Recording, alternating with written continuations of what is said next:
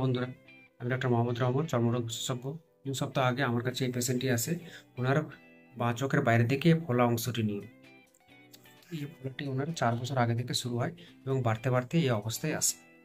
ওনার ব্যথা কিছু ছিল না, কিন্তু দেখতে খারাপ লাগছিল এবং ওনার বাঁ দিকে দেখতে অসুবিধা হচ্ছিল। তাই একটা ইউএসজি করতে পাঠাই। ইউএসজিতে এটি এপিডার্মাল ইনক্লুশন সিস্ট আছে। তো এটি রোগীকে বলা হয় যে এটি ওষুধপত্র দিয়ে যাবে না, এটাকে অপারেট করতে হবে। তাই আমরা অপারেট করা শুরু করি।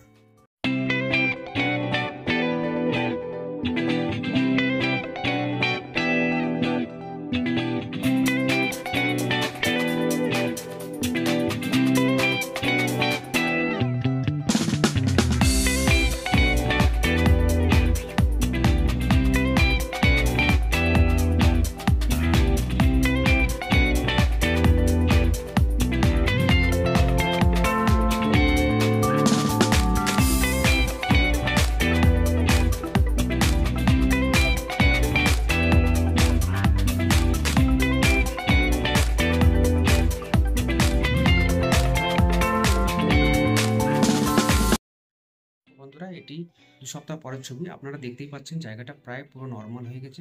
সামান্য একটু গর্ত এবং দাগ আছে, যেটা সপ্তাহখানেক থেকে মাসখানেকের মধ্যে চলে যাবে।